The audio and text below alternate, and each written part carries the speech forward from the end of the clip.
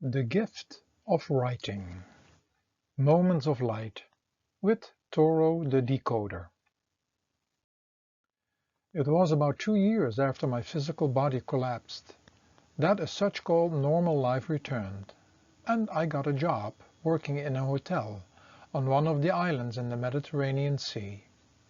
In the first year and summer season I was the tennis coach, but my lifestyle had not really changed, and it was only 1 year later, when I returned after a big transformation had taken place, that I became in charge to create and integrate recreation activities, fitness and spa modalities, and in addition I was the tennis coach.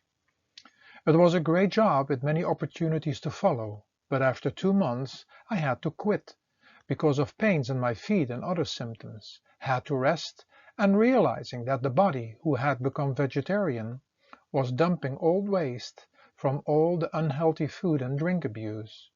Only then I became aware that this transformation I had received had saved my life.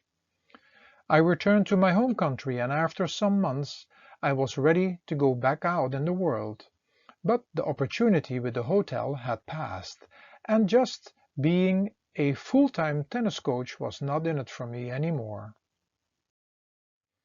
Like it always had happened, opportunities coming to me, I received a phone call from Paris. A very rich family with many kids that I had been serving in both seasons in that hotel wanted me to come to Paris and to be the sports and fitness coach for the children.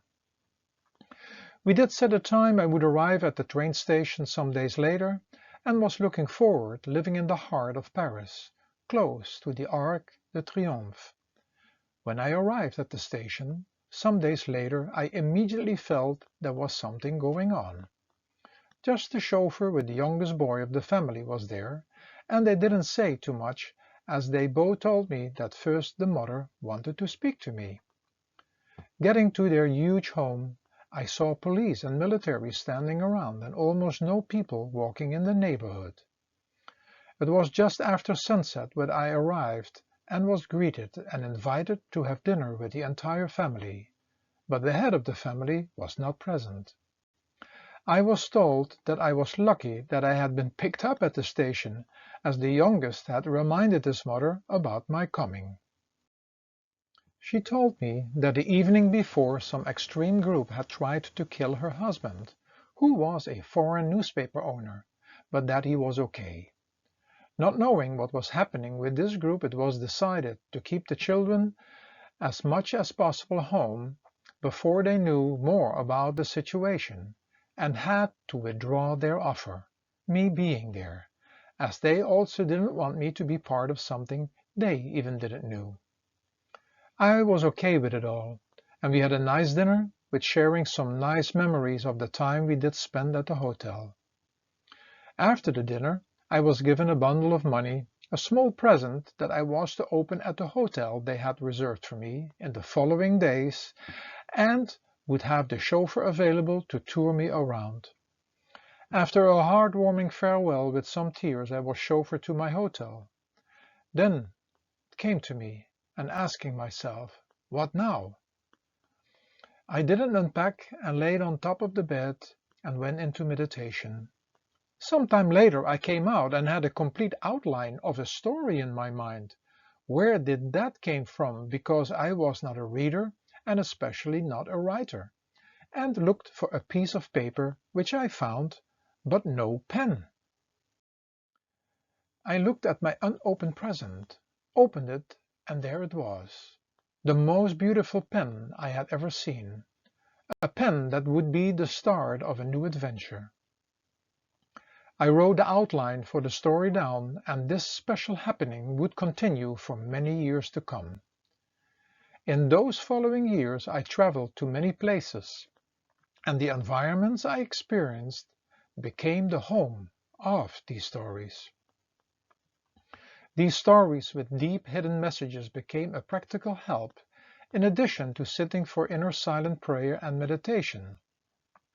That had come with a transformation, and linked to a teacher and teachings, and entering a complete new life, or better said, a new way of experiencing life.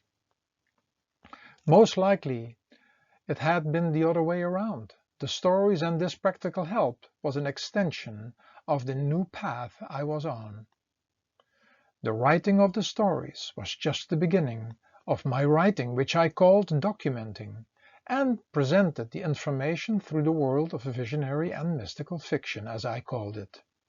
It became an entire educational world with many different parts and sections, and even with magical characters revealing the information.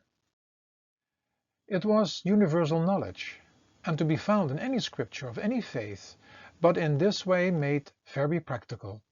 It served me and others in many ways, especially for me writing became a way to deal better with life and its challenges. The pen, or better said jewelry pen, as it must have cost a fortune, stayed with me for many years.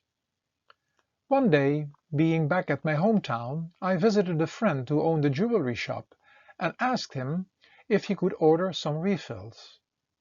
Only then it came to me that I had never put in a refill. How was that possible? And the next day the pen disappeared. In regards to this something extraordinary, I wrote several stories about the pen, who had served its purpose. It was a time when all my writings, which I had carried with me all over the world, written on paper, were transformed into Word documents and PowerPoints that later in my life would be narrated by me. This was the second time around that all these writings would help me in my life. As many of them, because there was so much I had written down, me reading them, and then for the third time around listening to them. The transformation and the guidance thus continued, and for sure, until my last breath.